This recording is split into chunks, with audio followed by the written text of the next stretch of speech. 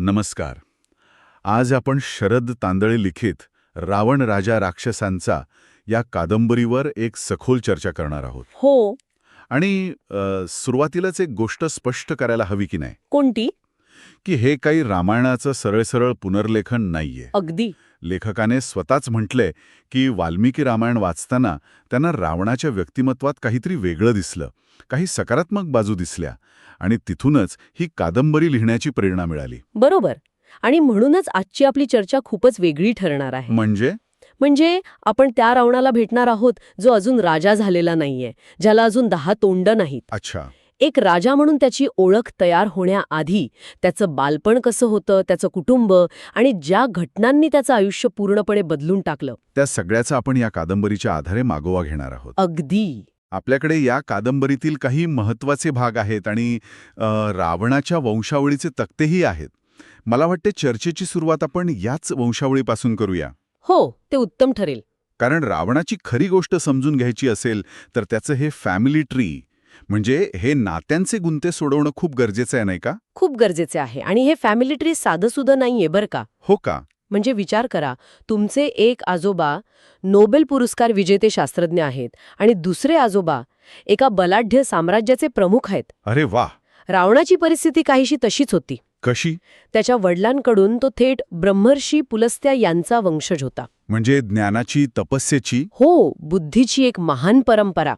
त्याचे वडील ऋषी विश्रवा हे पुलस्त्य ऋषींचे पुत्र होते. म्हणजे या नात्याने रावण जन्माने एक ब्राह्मण, एक ऋषिकुमार ठरतो. बरोबर. पण इथेच कथेत एक ट्विस्ट आहे, तो म्हणजे त्याच्या आईच्या बाजूने. हीच ती दुसरी बाजू. हीच तर खरी गंमत आहे. सांगा. त्याची आई कैकसी ही राक्षस राजा सुमाली यांची मुलगी होती. अच्छा. त्यामुळे रावणाला वडिलांकडून ब्राह्मणाचा वारसा मिळाला, तर आईकडून राक्षसी किंवा आपण ज्याला असुरी म्हणतो तो वारसा मिळाला. म्हणजे हे एकाच कम्प्युटरमध्ये 2 पूर्णपणे वेगळे ऑपरेटिंग सिस्टम्स इन्स्टॉल करण्यासारखं आहे. अगदी. काय उपमा दिलीये. एकीकडे ऋषीमुनींची बौद्धिक आणि आध्यात्मिक परंपरा, तर दुसरीकडे असुरांची सत्ता आणि वैभवाची महत्वाकांक्षा. बरोबर. पण माझा एक प्रश्न आहे. विचारा. लहानपणी त्याला या दोन्ही वारशांची जाणीव होती का, की तो स्वतःला फक्त एक ऋषिकुमारच समजत होता? कारण म्हणजे हे खूप गोंधळात टाकणारं असू शकतं. हां, खूप महत्वाचा मुद्दा आहे. आणि कादंबरीनुसार त्याच्या बालपणी त्याला त्याच्या असुरी वारशाची काहीच कल्पना नव्हती. खरंच? हो. तो यमुनेच्या काठी एका शांत निसर्गरम्य आश्रमात एका ऋषिकुमारासारखाच वाढत होता. त्याच्यासाठी त्याचं जग तेवढंच होतं. हा जो आतला संघर्ष आहे ना, तो नंतर सुरू होतो. म्हणजे या ओळख संघर्षाच्या वादळापूर्वीची शांतता होती ती. हो. कादंबरीतलं ते वर्णन खूप सुंदर आहे. पावसात मनसोक्त भिजणारा, फुलपाखरांच्या मागे धावणारा, आईवर जीवापाड प्रेम करणारा एक सामान्य मुलगा. हे वाचताना आपण त्या 10 तोंडांच्या राक्षसाला पूर्णपणे विसरून जातो. हो ना. आणि त्याची आवडनिवड ही तशीच होती. एका बाजूला वेद, धर्मशास्त्र यात तो हुशार होताच, पण दुसऱ्या बाजूला वनस्पतीशास्त्र, रसशास्त्र आणि औषधी वनस्पती शोधणं हे त्याचे छंद होते. एक मिनिट. रसशास्त्र म्हणजे अल्केमी? हो. म्हणजे सोनं बनवण्याची किंवा गोष्टींचं रूपांतर करण्याची ती प्राचीन गूढ विद्या. अगदी तेच. एका ऋषिकुमारासाठी हा खूपच वेगळा छंद म्हणायला हवा. बरोबर. आणि हेच त्याच्या जिज्ञासू स्वभावाचं प्रतीक आहे. तो केवळ परंपरेने जे दिलंय ते स्वीकारणारा नव्हता. त्याला प्रत्येक गोष्टीच्या मुळाशी जायचं होतं. आणि त्याचं कुटुंबात कसं होतं?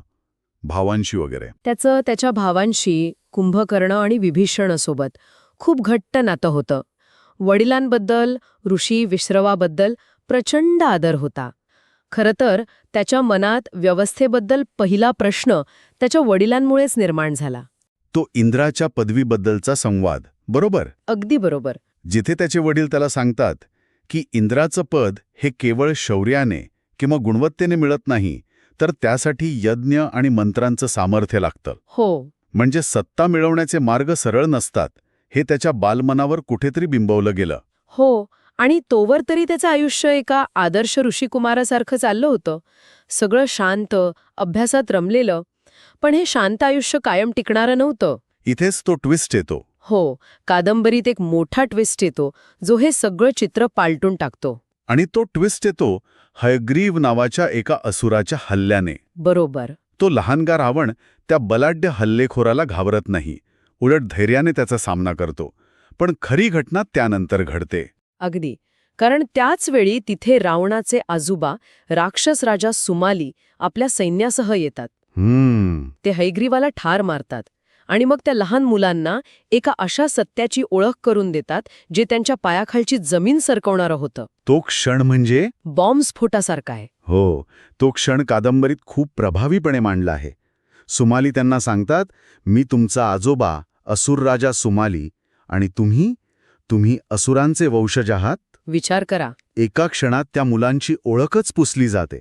ज्या असुर किंवा राक्षस या शब्दांना ते इतके दिवस वाईट समजत होते, आज त्यांना कळतं की ते स्वतःच त्या वंशाचे आहेत. त्यांचा तोपर्यंतचा मी नाहीसा होतो. आणि एक नवा, गोंधळात टाकणारा मी समोर उभा राहतो. हो, आणि हा धक्का कमी होता म्हणून की काय, आजोबा सुमाली त्यांना त्यांच्या कुळाचा इतिहास सांगतात. हो, कशी लंकानगरी राक्षसांची होती, कशी ती वैभवाने तळपत होती आणि कसा त्यांचा सावत्र भाऊ कुबेर, जो विश्रवा ऋषींची पहिली पत्नी इडविडा हिचा मुलगा होता. हो, त्याने देवांच्या मदतीने राक्षसांना लंकेतून हाकलून दिलं. हा सगळा अन्यायाचा पाढा ऐकून रावणाच्या मनात संताप आणि गोंधळाची एक प्रचंड लहर उठते. पण यानंतर जो भावनिक स्फोट होतो तो आईच्या कबुली जबाबामुळे. हे ऐकून तर माझ्या अंगावर काटा आला. म्हणजे तुमची आई तुम्हाला सांगतेय की मी तुझ्या वडिलांशी, ऋषी विश्रवांशी लग्न केलं ते प्रेमापोटी नाही, तर एका मोठ्या ध्येयासाठी. हो, आपल्या कुळावर झालेल्या अन्यायाचा बदला घेण्यासाठी आणि लंकेचं वैभव परत मिळवण्यासाठी तुझ्यासारख्या पराक्रमी पुत्रांना जन्म देणं, हेच माझ्या आयुष्याचं ध्येय होतं. कल्पना करा त्या मुलाच्या मनाची काय अवस्था झाली असेल. सगळा पाळाच धासळला असेल. बरोबर. आणि या एका क्षणात रावणाचा सगळा गोंधळ संपतो. अच्छा. हो, त्याच्या आयुष्याला एक स्पष्ट ध्येय मिळतं, एक निश्चित दिशा मिळते. आश्रमातलं ते शांत, निरागस आयुष्य संपलेलं असतं. आणि त्याच्या खांद्यावर त्याच्या संपूर्ण कुळाच्या अपमानाचा बदला घेण्याची जबाबदारी येऊन पडते. हो, म्हणजे त्याच्या जन्माचा उद्देशच त्याला नव्याने कळतो. आता ह्या नव्या ओळखीसह आणि या मोठ्या मिशनसह तो पुढे काय करतो? परत आश्रमात तर नक्कीच जाऊ शकत नाही. नाहीच. इथूनच त्याचा खरा प्रवास सुरू होतो. तो, त्याचे भाऊ आणि आजोबा सुमाली हे सर्वजण रावणाचे पणजोबा म्हणजे ब्रह्मर्षी पुलस्त्य यांच्या भेटीला जातात. अच्छा, थेट पणजोबांकडे. हो, आणि हा प्रवास सुद्धा खूप प्रतिकात्मक आहे बरं का. तो कसा? कारण वाटेत ते राक्षसांच्या छावणीत राहतात, जिथे शिकार, मांसाहार हे सगळं चालतं. म्हणजे आश्रमातील सात्विक जीवनातून तो आता एका पूर्णपणे वेगळ्या जगात प्रवेश करतो. अगदी. आणि ही दोन्ही जगं आता त्याच्या अस्तित्वाचा भाग बनलेली असतात. आणि मग तो त्याच्या पणजोबांना, ब्रह्मर्षी पुलस्त्यांना भेटतो. हो. मला वाटतं ही भेट या कादंबरीतील सर्वात महत्वाचा भाग आहे. हो, नक्कीच. कारण इथे केवळ सुडाच्या भावनेला आशीर्वाद मिळत नाही. नाही का? मुळीच नाही. पुलस्त्य हे एक महान ऋषी आहेत. ते रावणाच्या डोळ्यातील आग ओळखतात, पण ते त्या आगीवर थेट फुंकर घालत नाहीत. मग ते काय करतात? ते आधी त्याच्या ज्ञानाची आणि ध्येयाची परीक्षा घेतात. ते त्याला स्वाभिमान या संकल्पनेचा खरा अर्थ समजावून सांगतात. म्हणजे ते काय सांगतात नक्की? ते त्याला सांगतात की खरा स्वाभिमान केवळ वारसा हक्काने किंवा सूड उगवून मिळत नाही. कुबेराने तुमची लंका घेतली, हा अन्याय झाला, पण केवळ लढून ती परत मिळवणं हा खरा स्वाभिमान नाही. मग खरा स्वाभिमान कशात आहे? खरा स्वाभिमान ज्ञान मिळवण्यात आणि स्वतःला इतकं श्रेष्ठ बनवण्यात आहे की समोरचा आपोआपच दुबळा वाटला पाहिजे. वा, म्हणजे त्यांनी त्याच्या सुळाच्या भावनेला एका वेगळ्याच अधिक उदात्त उंचीवर नेऊन ठेवलं. बरोबर. हे म्हणजे तुला जर त्यांना हरवायचं असेल तर त्यांच्यासारखं किंवा त्यांच्यापेक्षा खालच्या पातळीवर जाऊन नको हरवूस. तर ज्ञानाने आणि सामर्थ्याने इतकं मोठं हो की विजय आपोआप तुझा होईल. कमाल आहे. अगदी बरोबर. आणि इथेच ते त्याला तो महत्वाचा सल्ला देतात जो त्याच्या पुढील आयुष्याची दिशा ठरवतो. कोणता सल्ला? पुलस्त्य ऋषी म्हणतात, देवांना हरवण्यासाठी आधी त्यांच्यापेक्षा श्रेष्ठ ज्ञान मिळवणं आवश्यक आहे. केवळ शारीरिक बळ किंवा सुडाची भावना पुरेशी नाही. नाही, ज्ञानाचं सामर्थ्य त्याहून मोठं आहे. आणि याच सल्ल्यानुसार ते रावण आणि त्याच्या भावांना ब्रह्मदेवाची तपश्चर्या करून ध्यान आणि वरदान मिळवण्यासाठी पाठवतात. हो. म्हणजे रावणाचा जो सामर्थ्य मिळवण्याचा प्रवास आहे तो केवळ सत्तेच्या लालसेतून किंवा सुडाच्या भावनेतून सुरू होत नाही. नाही, त्याला एक ध्येयनिष्ठ चौकट मिळते. त्याला त्याच्या पणजोबांचा, एका ब्रह्मर्षीचा आशीर्वाद आणि एक स्पष्ट मार्ग मिळालेला असतो. खूपच वेगळा दृष्टिकोन आहे हा. हो, आणि त्यामुळेच त्याची तपश्चर्या ही केवळ एका राक्षसी महत्वाकांक्षेचा भाग नव्हती.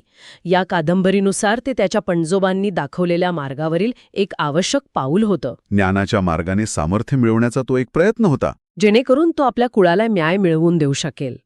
तर आजच्या या चर्चेतून आपण रावणाच्या सुरुवातीच्या आयुष्याचा एक पूर्णपणे वेगळा पट पाहिला. हो, एका ऋषिकुमाराचा प्रवास, एका शांत निसर्गरम्य आश्रमातून स्वतःच्या असुरी ओळखीचा धक्कादायक स्वीकार करण्यापर्यंत. आणि मग ज्ञान व सामर्थ्याच्या शोधात एका मोठ्या तपस्येसाठी निघण्यापर्यंत.